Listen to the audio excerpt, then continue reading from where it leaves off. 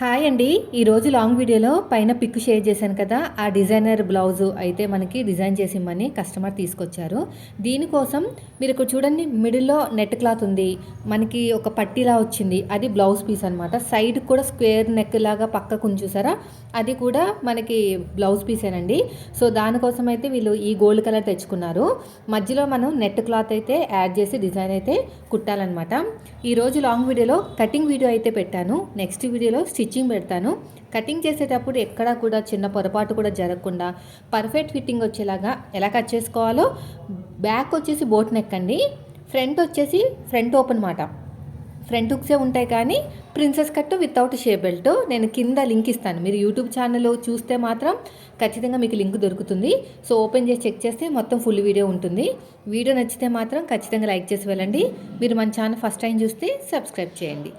Thank you for watching.